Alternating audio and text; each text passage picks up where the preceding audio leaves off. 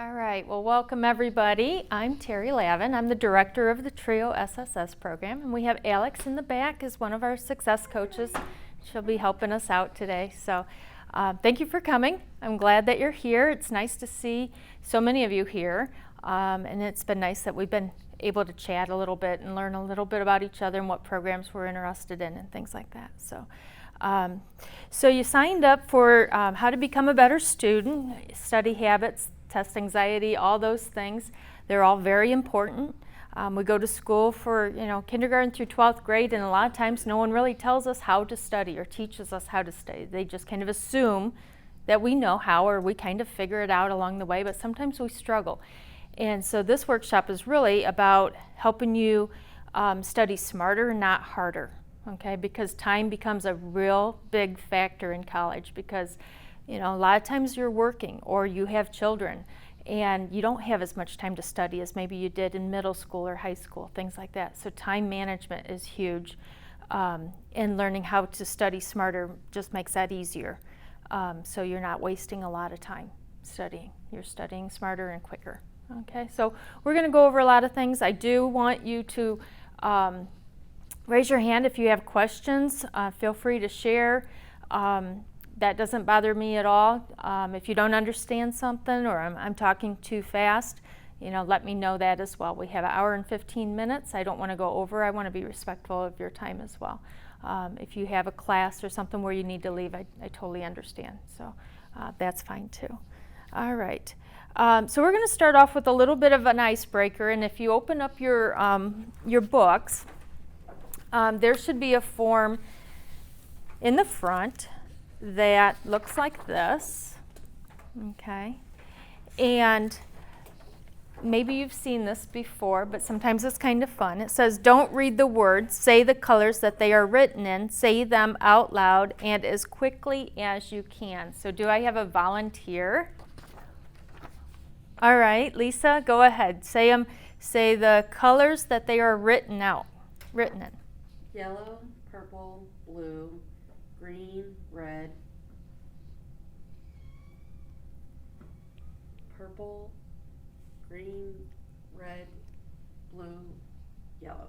Yeah, it's difficult, isn't it? Yeah. Now just read the words. Red, blue, green, orange, purple, blue, yellow, red. Yeah, much easier, right? So it's kind of interesting. And so what this is looking at is the different sides of your brain and how they work. And it's kind of an interesting thing to me. So your left side of your brain is how your language is processed, okay?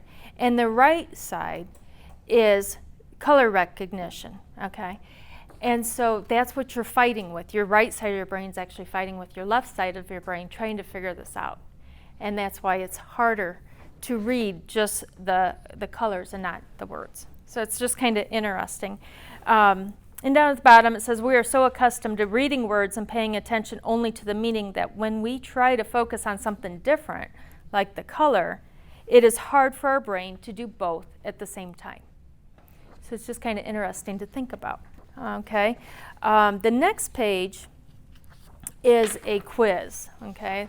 Right brain, left brain dominance. So sometimes it's interesting to see what side of my brain is more dominant than the other. And this quiz allows you to kind of sort that out. So I'll give you just a minute, and you can go through, and all you do is read the question and then circle one of the answers, okay? And when you get done with that, then on the back side of it, you can tally them up and see which one's more dominant. So we'll give you a minute to do that.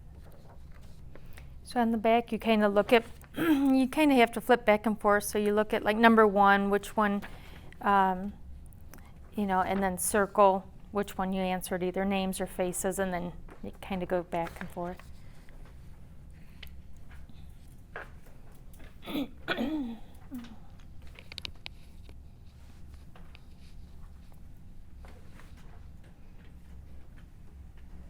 Is anyone done yet? Okay. What were you, more left or right? I was more right brain. Okay. Did that surprise you or no? All right. Courtney? More left. Okay.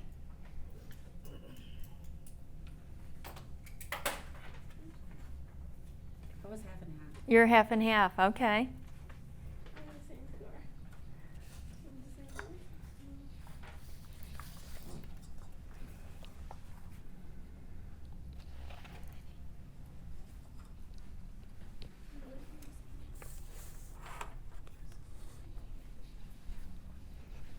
All right, Victoria, how did you do? Half and half? All right. Isabel, how'd you do? More right. More right, okay.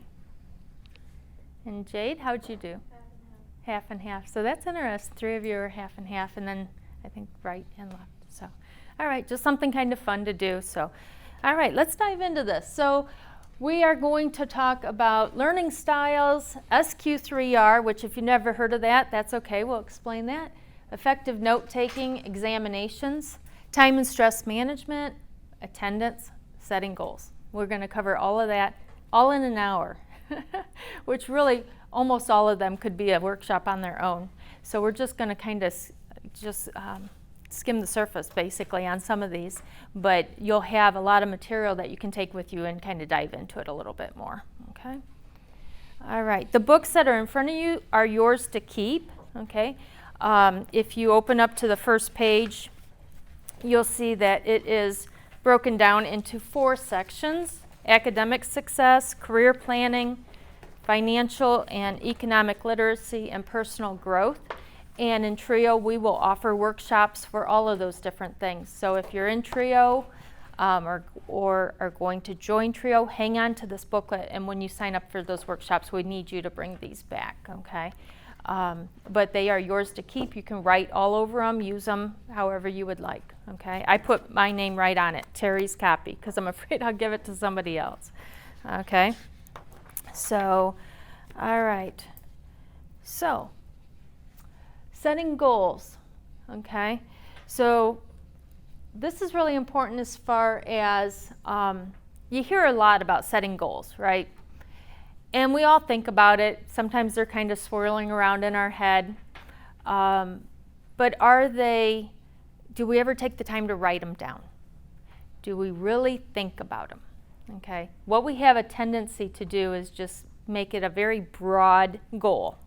I'd like to lose weight. I'd like to save money. I'd like to graduate in 3 years. Okay. Kind of broad.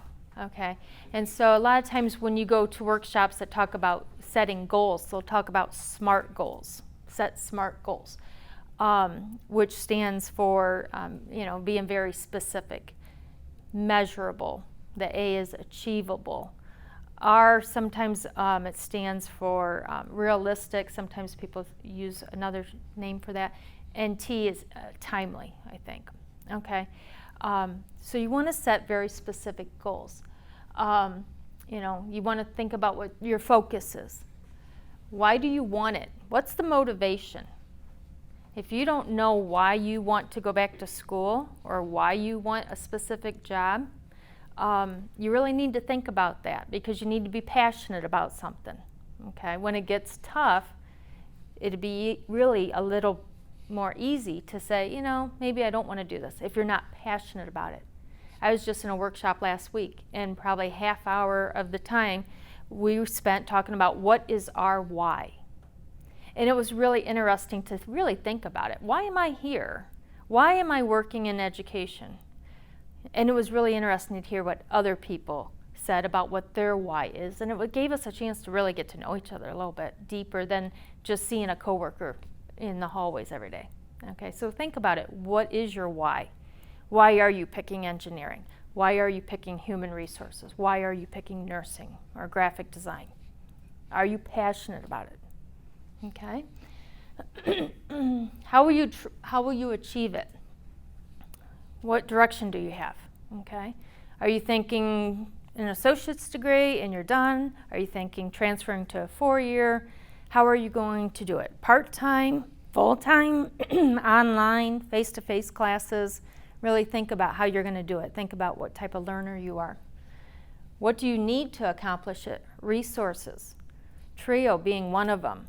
We're here to provide support to you. Family, friends, those resources. We just had a workshop on campus resources, and we had a workshop for off-campus resources. You need those resources to be successful, okay?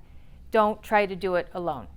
A lot of times we'll see students struggle, and they will wait too long to ask for help.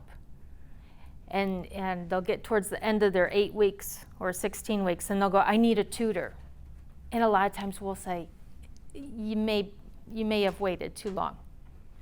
Because we can try to help you, but you're digging yourself out of a very deep hole. So don't wait. If you are not a math person and you know that, get the tutor lined up before you even start your math class, because you know that's going to be a hard class for you. Okay? That type of thing. If writing's not your thing, same thing. We have a writing lab. Make sure you get those resources in place before you start. Don't wait. I can't emphasize that enough. What's the reward going to be when you reach it? Have you thought about that? Have you visualized what the reward is? Okay. I remember when I went back to school, I was like, when I graduate, I'm going to, and at that time it was buy a new car. And I knew the color and the model and the year, and I could visualize myself driving to commencement in that car. What's the reward? And you may have small rewards. If I get a A or a B on this test, I'm going to reward myself with whatever, an ice cream cone, a massage, whatever, okay? It may be something bigger. How you're going to reward yourself if you get through that class, get through that test, get through the year, the semester. But reward yourself along the way. You got to have those attaboys, those pat on the backs, okay? They're important. So think about that as you set your goals, okay? On page 2 of your workbook, it gives you a little bit more as far as being organized. We're not going to take the time to fill out everything, but you can read through some of this when we're done. But it talks a little about being organized and time management. And those two things are also big. They come into play with setting goals and things like that, okay? How are you going to do it? And how are you going to manage your time? How are you going to manage your stress? Things like that, okay? And then a lot of times they'll talk about short-term goals, long-term goals, okay? So I recommend writing them down and be very specific about it, okay? It's not just, I always use the example, I want to lose weight. So you think about how. I'm going to lose weight by walking 1 mile a day. How many days a week you're going to do it? I'm going to do it 3 days a week or 4 days a week, okay?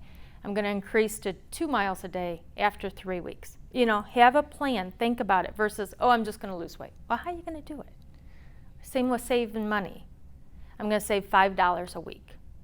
Can you do that? By this, maybe you have a big event coming up. Maybe it's graduation. Maybe it's, something else. You need to save $200. It's 10 weeks away. Divide it up. I need to save, this much money each week. So you can measure yourself. You can check yourself. Am I on track to reach that goal or not? Because if you just say, I'm going to save money, well, yeah, we all want to save money. But how much? And by what date? Things like that. So think about those things and write them down and put it somewhere where you can see it all the time. All right? I knew someone that wanted to get their helicopter, pilot's license. And he printed off a picture of a helicopter and he put it right on his mirror in his bedroom.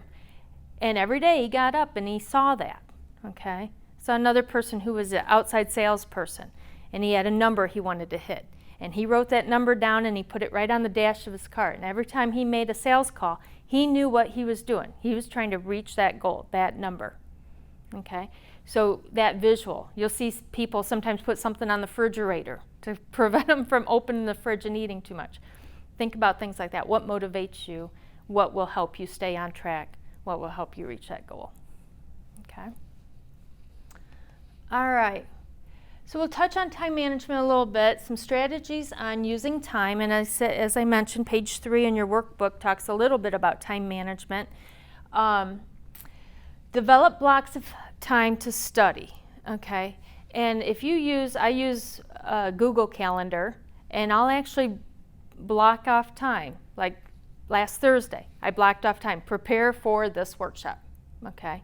So don't use it just for appointments and things like that. If you need to study, you know something's coming up, put it right in your calendar that, you know, on this date from 2 to 3 o'clock, you're gonna study, or you're gonna write that paper, or whatever. So you've scheduled it, versus, oh, I'll get to it when I have time. It's really easy to procrastinate. Any procrastinators in here? You know, it's really easy to go, I'll get to it eventually. And before you know it, it's the night before it's due. And then you're trying to pull an all-nighter, and you're not gonna do your best work that way. So schedule stuff like that, okay? Prioritize assignments and work on your most difficult subject first. A lot of times we wanna do the easy stuff. It's easy, right? Oh, I'll just knock these little things off, they're easy. I can just knock it out real quick. By the time you finish those, you're a little tired, maybe not really in the mood to study anymore. And then you're tackling the hard subjects. And it really doesn't make sense when you think about it. Why wouldn't you attack your hard subjects when you're fresh, when you're not tired, when you haven't done anything? And then it also helps if you procrastinate, because of course if you're procrastinating, you're going to put those hard things off to the end. So try to get in the habit of tackling the hard things, more difficult things first. Use your time wisely, okay? Lisa and I were just talking, we have kids. So kids, college, if you're working, it's challenging. It's really challenging, okay? A little bit about myself. I went to school when I was much, much older. So if you're thinking I went a long time ago when I was 18 straight out of high school, that wasn't the case. I just graduated a couple years ago. Yeah, so I would start, I would stop, I'd start and stop. Life would get in the way. I had a 2-year-old and I had twins. Life got real busy. It was a complete blessing, not complaining one bit, but I was working 40 hours a week, trying to go to school, and I had 3 kids under 3. This became crucial. How do I manage my time if I really want to reach my goal and if I'm passionate and motivated enough to do it? So I would do stuff like this. Take my books everywhere with me. They're in my car, in my book bag. I would read during waiting for an appointment. Could be a dentist appointment, doctor's appointment. I read all the time in the car. My husband would drive, and I'd have my textbooks on my lap all the time, to kids' sporting events, to, you know, anything. And then I'd take it one step further, and I'd try to explain it to him, what I read. And if I could explain it to him, I knew I had it. It's a good way to check yourself, to kind of test yourself. If you think you know something really well, let's say it's chemistry. I've got this chemistry. Try to teach your child or your spouse or boyfriend, girlfriend, friend. If you stumble through it, you don't know it yet.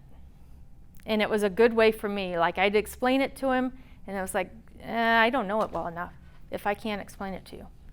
So it was kind of, I'm sure he got tired of hearing about it in the cars when we were driving places and things like that.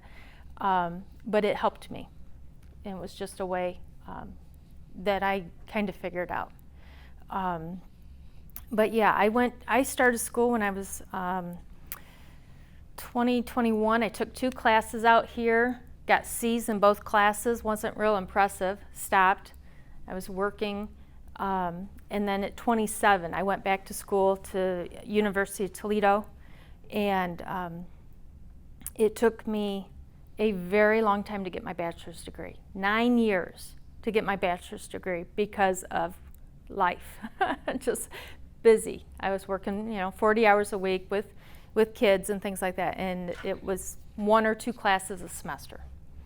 But I didn't give up. You just keep chipping away at it, and when life got busy, I'd take a semester off, and everybody would kind of get really nervous. Oh my God, you're going to stop. If you take a semester off, you're never going to come back. And that might be the case for some people, but I knew me, and I knew I wanted to get through it. And I'm like, no, I know how much I can handle, and I'm taking this semester off, and I'll start back up. So other people just full force, get it done as quickly as you can. I knew what worked for me, and it was know what you can handle, and if you need to take a semester off, you do, but you always get back into it. And so it took me 9 years to get my bachelor's. And I worked for years and years after that, and then in 2016, I guess? Is that right? 2016? Yeah, I went back for my master's. And in 2019, I got my master's. Same thing, kept working the whole time, 40 hours. So, I was definitely that non-traditional student that didn't participate in a lot of the fun things on campus. I worked, I went to school, and came home, or I did it online. And last week I just turned 52. So you're never too old to go back to school. I was in my late 40s when I was finishing my master's, and I was, there were younger kids, and we were doing it all online for the most part. But, if life gets crazy and you have to take a semester off, it's okay. Just remember you got to get back, start back up, things like that. Review lecture material immediately after class. Forgetting is greatest within 24 hours. Okay, so look at your notes right away after you leave class. You may be like, oh, I don't want to think about that for another 2 days. That lecture was horrible. But keep that in mind. You lose a lot in those first 24 hours. So review the notes, and if you don't understand them or you have questions, reach back out to that instructor right away, saying, hey, your lecture yesterday, I was a little, foggy in this area. Can you help me out? Or write down those questions and go to class 10 minutes early next week and say, hey, I have these questions from last week. Okay? If teachers know you're trying, they are going to be more willing to work with you and help you. Guaranteed. So make sure they know how hard you're working. Okay? So number 6 says create a to-do list. We're going to skip over that just because of time, but it's on page 3 of your workbook. And then, of course, 7, avoid procrastination and distractions. Okay? Choose where you study. That makes a big difference, especially if you have kids at home or siblings at home, things like that. Make sure you try to find a good place to study. Okay. So just a quote that I like, the bad news is time flies. We all know that. You always hear that. People say how fast time goes. The good news is you're the pilot. So you need to take control of your time. And sometimes that means telling friends, I'm sorry, I can't go do whatever today. Sometimes it was me telling my kids, I'm sorry, Mom has to sit this one out. Painful? Yeah. But sometimes that's the price you have to pay if you really want it bad enough. Okay, so keep that goal in mind. All right, so we're going to talk a little bit about different learning styles, okay? And I'll try to go through this fairly quickly. But we have an auditory learner, visual verbal learner, and tactile kinesthetic learner. And this is like a hands-on learner. So a lot of times students that go to Fort County Career Center, they are hands-on learners. They want to be doing something. A lot of times they don't want to sit in a class. It drives them crazy. They want to be busy, okay? And sometimes that's how it is with people at work too. So auditory learner, you benefit from listening, right? You need to be in face-to-face classes. You like to hear the discussions. You like to hear the instructor, okay? So if that's your type of learning, and you know that, then here's some of the tips. Join a study group where you can discuss things. Record your lectures. This sounds a little old now. Create your audio tapes by reading your notes. Read notes out loud, or talk yourself through problems, kind of like what I was saying earlier where I try to explain it to people, okay? Visual learning. You like having it in front of you in written format. I'm both. That's why you got all those papers. I like to have it in front of me. I like to see it. I like to touch it. I like to be able to write on it. But these types of learners use flashcards, highlighters. They draw pictures, charts, symbols, things like that in the margins of the textbook. Or you like to use computer like spreadsheets, things like that. I also think of mind mapping. Have any of you heard of mind mapping? We won't get into it, but if you, it's kind of neat. If we have time, we can look at it at the end. But with mind mapping, you'll kind of draw a circle in the center of your paper, and you'll put maybe what you're trying to accomplish. And then you draw like lines off of it, almost like an octopus type thing. Now I'm getting the nods, Yeah. okay? And then you kind of draw like legs off of that a little bit, you know. And it helps you kind of brainstorm and really think about how I'm going to accomplish what I put in that circle. And as things develop, you can keep adding to it. And sometimes they're really, if you Google mind mapping, it's really neat to see some of them because they'll draw pictures, they'll use all different colors, things like that. And if you are the type that when you're taking a test, you can almost visualize where it was in your textbook or the map or the graph or the whatever it was, you can go, I know it was on that side of the page and it had a graph beside it, and that you're more a visual learner when you start to recall what you saw, things like that. Went too far? No.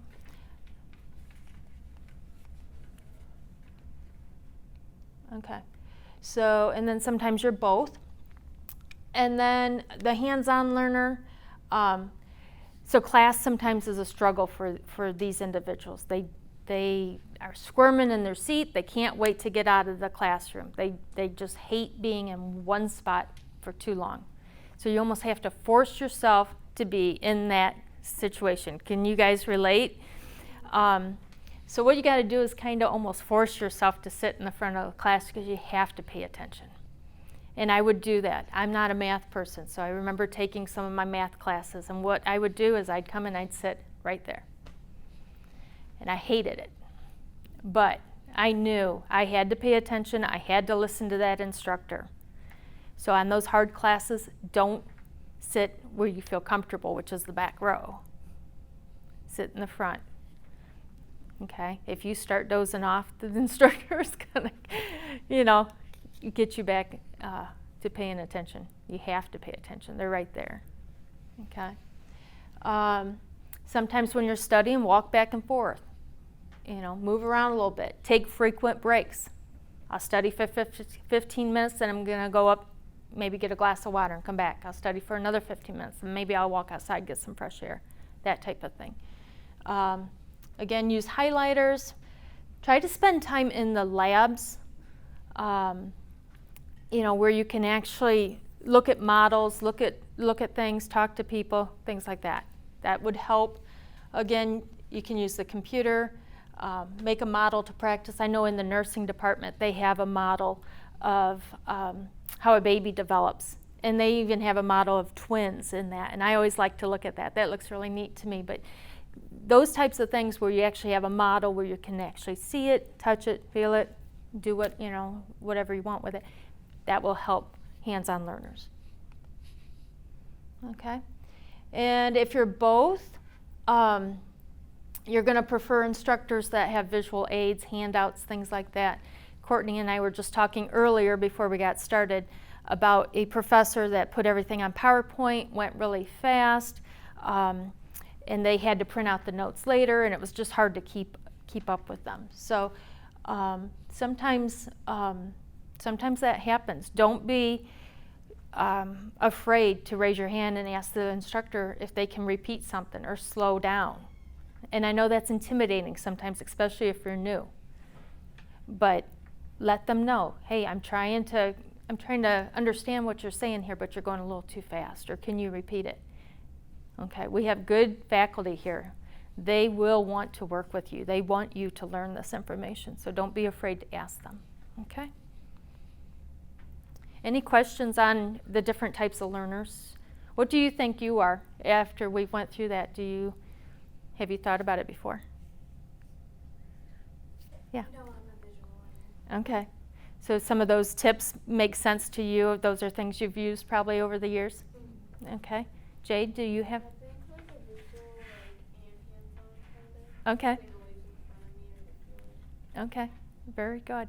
So yeah, keep those things in mind when you're in your class. Kind of think about that self-awareness of how you learn, okay? All right, so let's jump to effective note-taking. Okay, so active listening is important, obviously.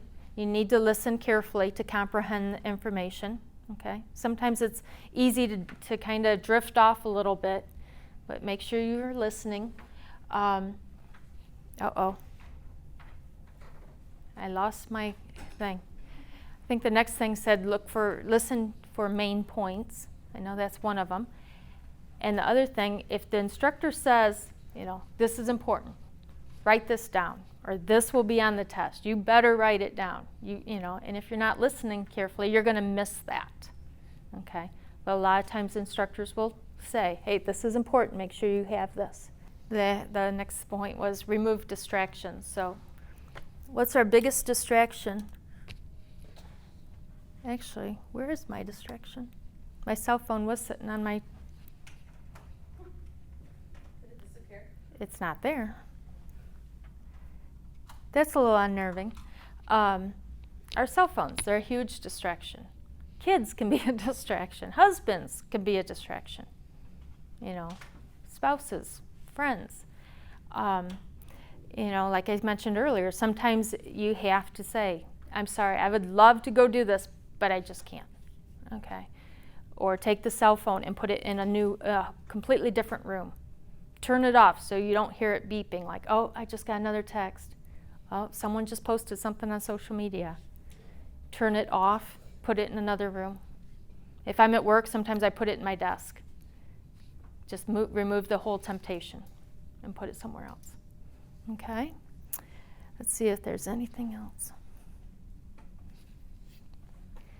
All right. So we're going to jump to taking good notes, and this recording will be on Sakai as well. So I'm looking at my notes here. So write down the date and topic of your lecture. Use a highlighter. Try not to underline. And as you're going through your notes, if you find yourself highlighting everything, if you're reading your textbook and you're highlighting everything, stop. Because you really need to look at the material and say, what's important out of this paragraph? Okay? Because it does no good to just highlight everything. All right? So think about that if you find yourself doing that. Really, I'm here. It shows you haven't analyzed the content well enough. Really think about it, okay? Write or type quickly. Don't write down every word. Write down definitions. Sometimes writing stuff down helps me. Sometimes just typing it out helps me. Things like that.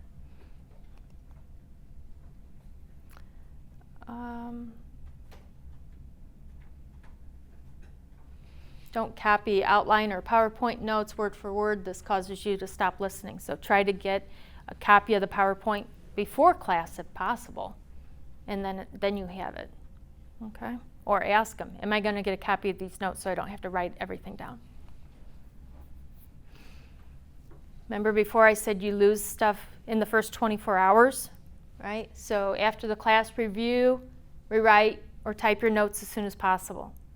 Okay? Because when you wrote it down, you probably understood what you were writing. How many times do you look at your notes later and go, what was I writing? This makes no sense to me. Or you write one word in the margin. I don't know what I was thinking. I don't know what that means. Well, if you look at it right after class, you're going to have a better idea, and you can kind of fill in the gaps. Okay? Make friends with other students so you can study together. You can always ask them, hey, I didn't understand that part of the lecture. Did you understand that part? Okay? So a support group is huge. Leave room to add information. So when you write your notes, leave lots of white space everywhere, because when you go back, you'll want to fill in those gaps. Okay? Or maybe when you talk to your friend, they're like, did you catch this part? This was important. So just try to leave lots of room so you can kind of keep them nice and neat. Easier to read, easier to study. Okay, any questions on note-taking? Okay, we're going to jump into SQ3R. Stands for Survey, Question, Read, Recite, and Review. It's also on page 6 of your workbook.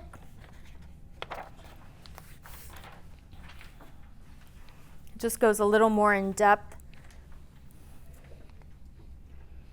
So when you're reading, how often, and I do this even when I'm reading for leisure, you'll read and read and read, and then you kind of doze off, especially if it's a boring textbook or boring material, and all of a sudden you think, I don't know what I read the last 2 or 3 or 4 pages. How many have done that? So what do?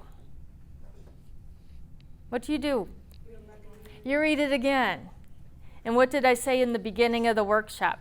We're going to teach you how to study smarter and not harder, right? Because time management is huge when you're going to school. So if you're rereading everything, that's not doing that, because you don't have the time to do that. So of this whole workshop, I think this is maybe one of the most important parts, okay, is learning how to read, because you will read a lot in college. And if reading is not your thing, don't make it worse. Don't make it harder on you, okay? So what I do, or what they're recommending you do, is you kind of survey the material. You're going to read through the material very quickly before you start reading. Don't just start reading the first paragraph. So if you were to look at this book, we'll just do it with this book. You look at it, Trio Works activity book.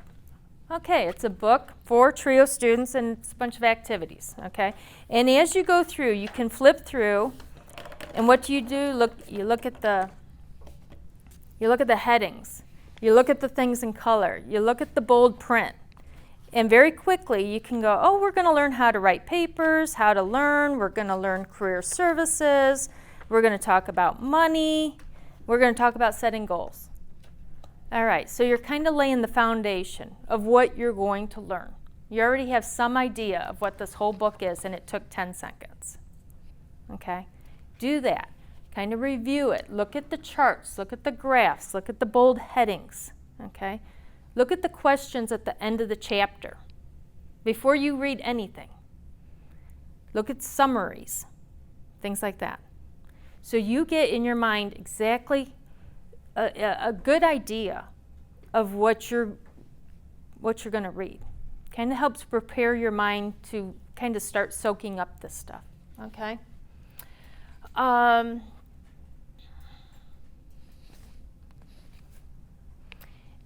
As you look at those sections, you may just come up with some questions naturally.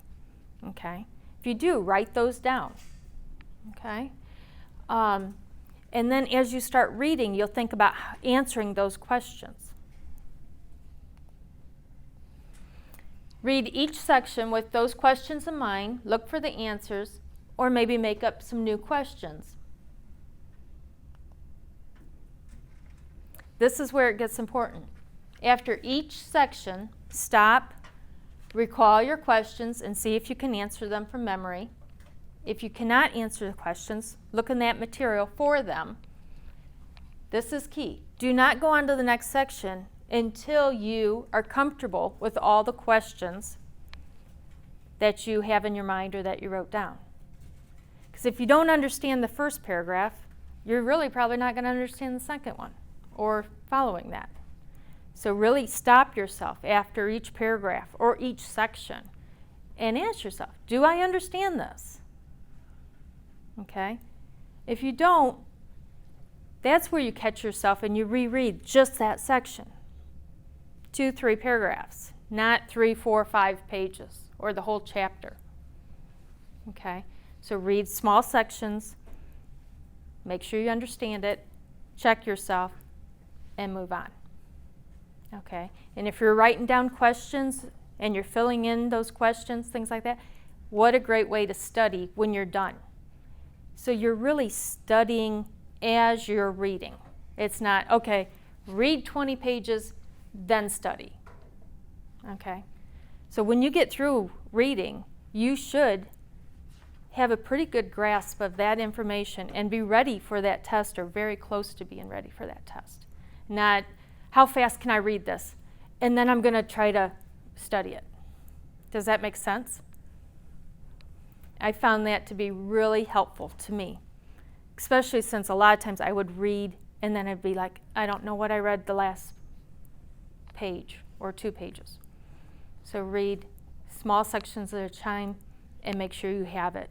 And if you don't, then that's where you kind of can write down some notes, write down some questions, go to class early, ask that instructor.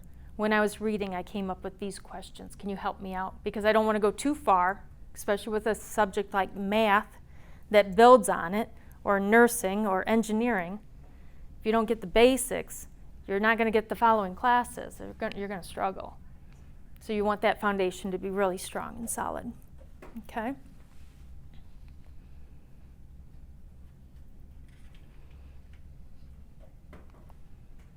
Okay.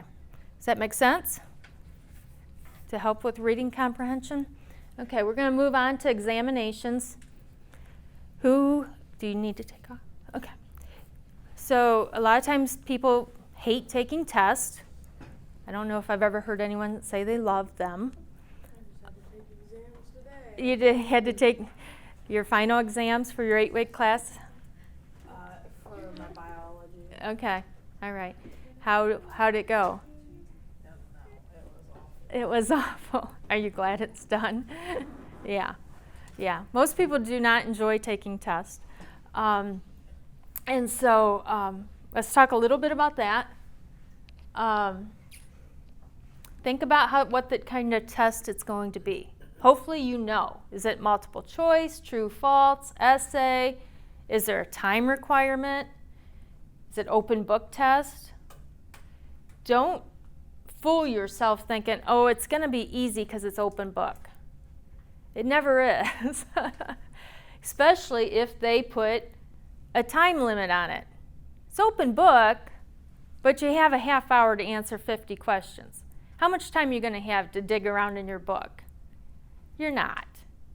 The best option is to do those.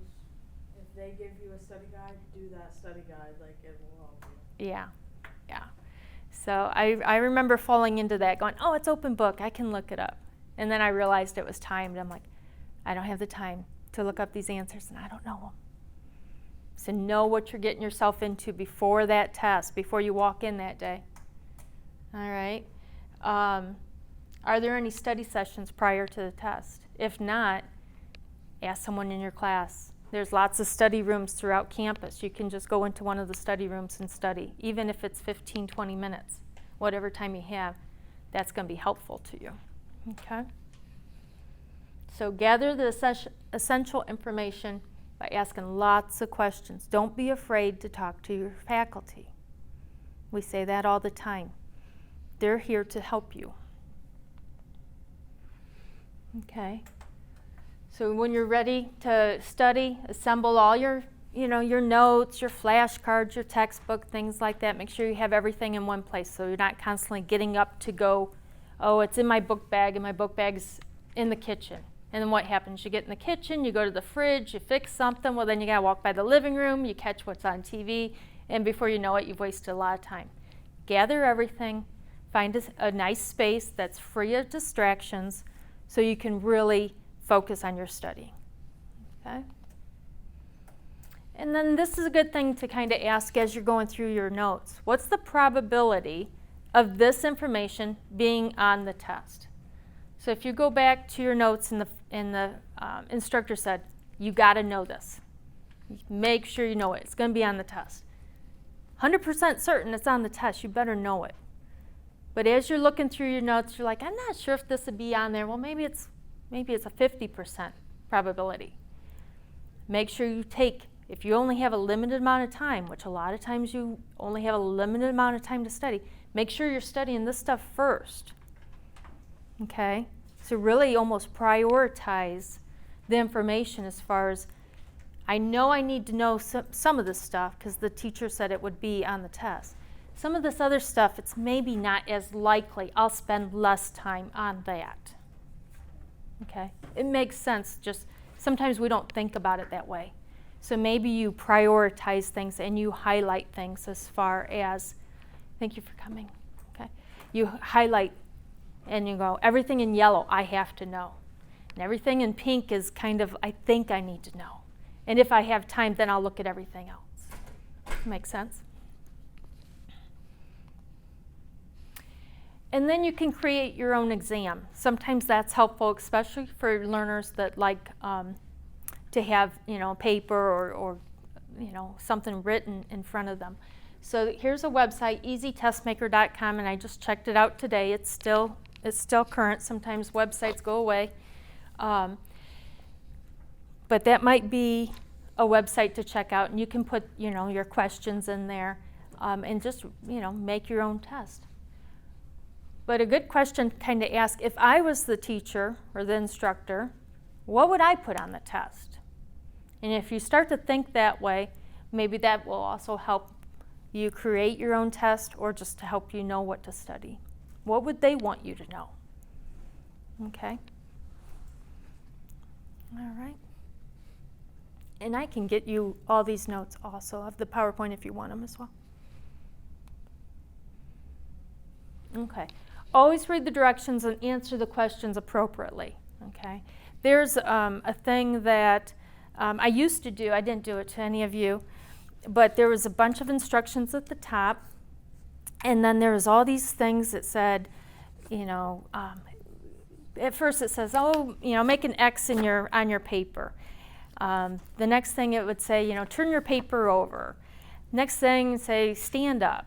And they had all these things. And so I would give it to the class, and they would do this. And you'd see them Xing it out. You'd see them standing up. You'd see them doing all these things. And the last thing on it said, read the directions out loud. And so they were, going through them as fast as they could. And they get to the end, and they start reading the directions out loud. And it says, do nothing but sit quietly. And I've watched the whole class go through the whole thing. And then they feel really stupid. And I didn't do it to make anyone feel stupid. I just wanted to get the point across that you need to read the directions. It never failed. I'd have one smart person that'd sit in the back, and they'd just sit there the whole time, just grinning, watching everybody else do it. And it was always kind of fun. And like I said, I didn't want to make them feel bad. But I wanted to get that point across.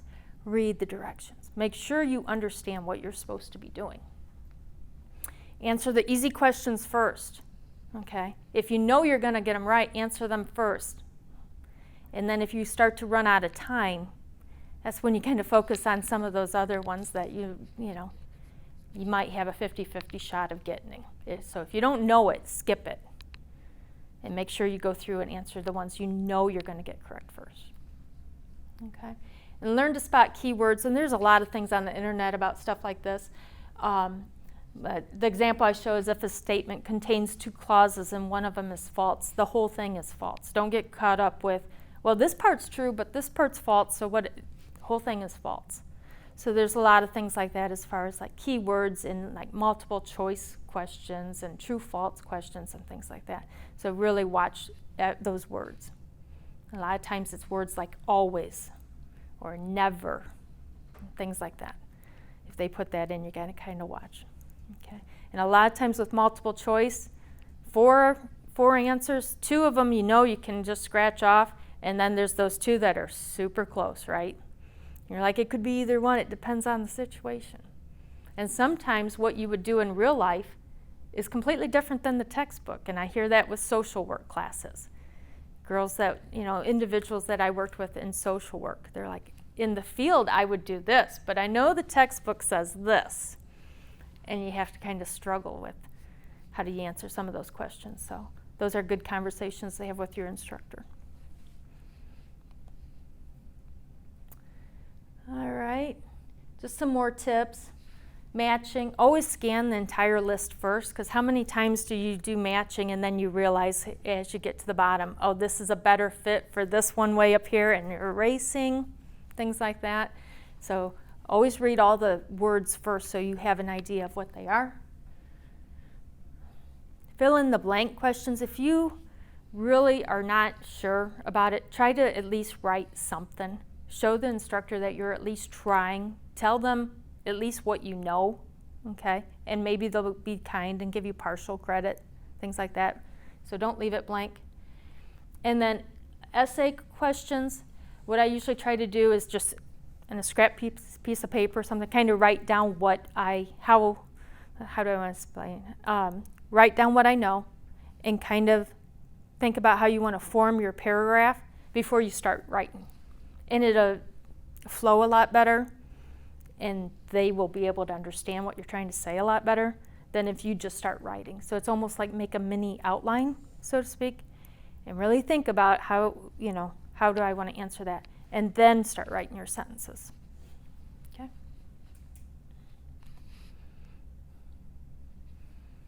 Who's pulled an all-nighter trying to study? Don't. Alex and I are both like, yes. And we're both saying, don't do it. Don't do it. It's painful. It's very painful. But sometimes you get in those situations where you have to, where you're like, I have to get this information. I've got to stay up late. Okay. Determine your study goals hour by hour. Okay, because it's really easy to maybe focus on, the first section or the first chapter, but you have 6 chapters you're supposed to study. So maybe you divide your time out of, I'm going to spend this many minutes on each chapter, so I get at least a little bit of time covering all of it. Okay, kind of have a game plan. Prioritize the material, study the most important first. Take breaks every so often, like I mentioned before. Even just get a glass of water, walk outside, move around a little bit. Okay. Limit caffeine, which is of course what we want to do. We'll get the big old Mountain Dew, bunch of candy, a pizza, whatever. Okay. Try to get healthy stuff. Maybe it's almonds, string cheese, yogurt, water, things that you're not going to have that huge sugar rush and then crash. Something that's going to keep you kind of steady and level that you can focus.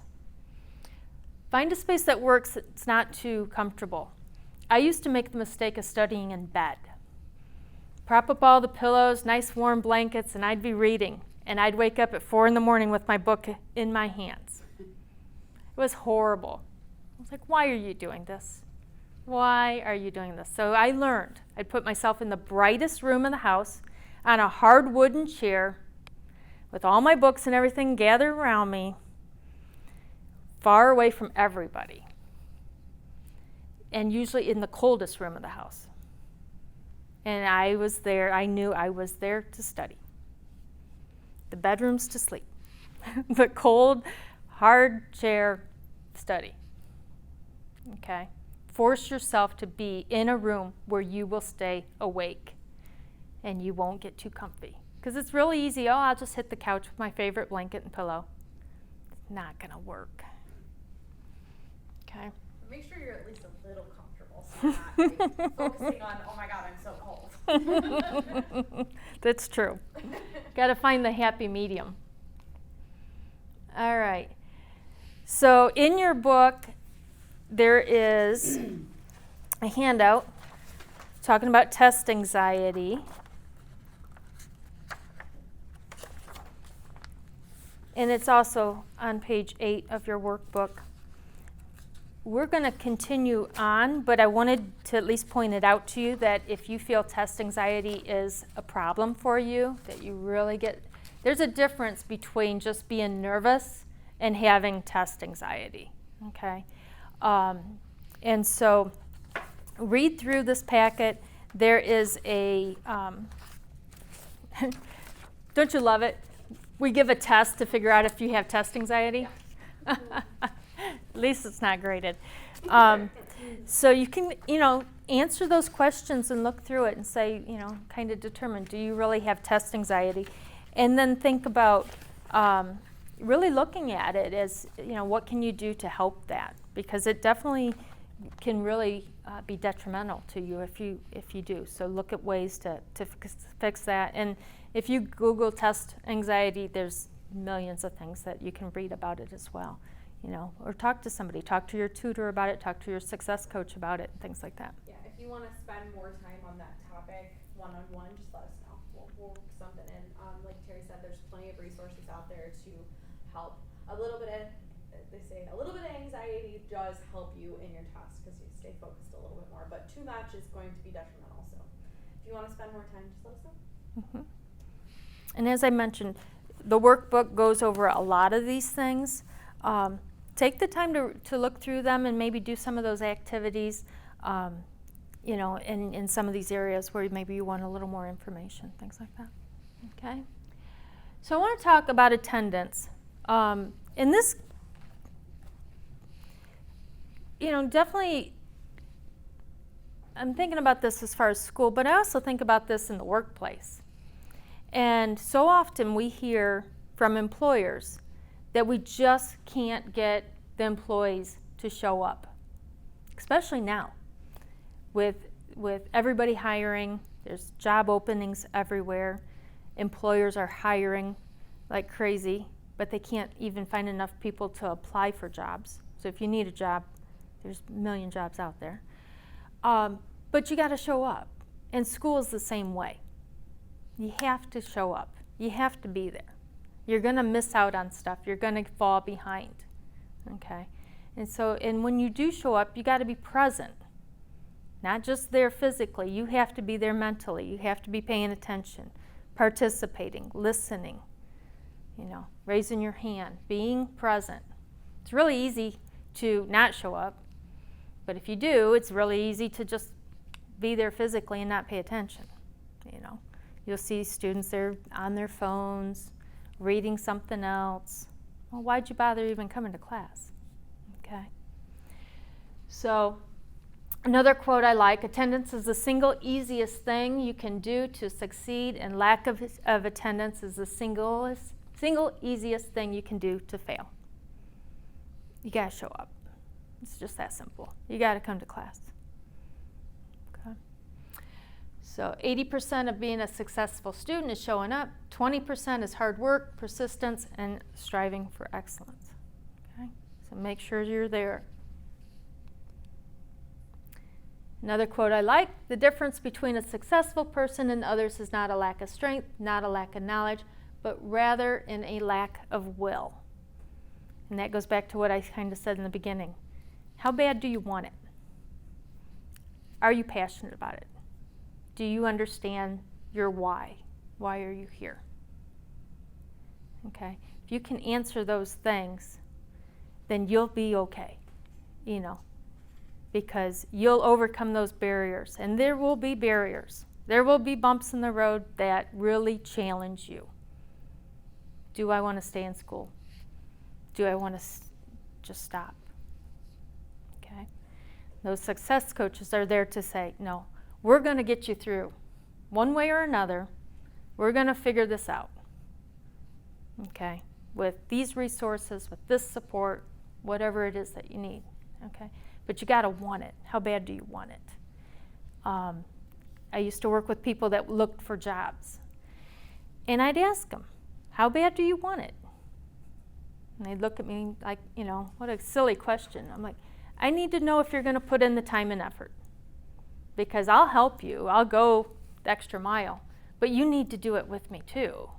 I'm not going to do all of it for you. So how bad do you want it? You know, and it's kind of the same thing with school. How bad do you want this? If you find where you're like, I don't know, maybe you're in the wrong program. Or maybe it's not the right time in your life to be in school. You really need to kind of think about those things. Okay? So that is the rest of my study habits workshop. There's my contact information. As Alex said, this will be on Sakai. You know, take a look at the workbooks. If you want more information on any of the topics that I covered, please reach out to us. Brenda, Alex, or myself, we can definitely help you. And do any of you have any questions? Anything? Okay. All right. Well, thank you very much for coming. I appreciate it, and good luck with your upcoming semesters.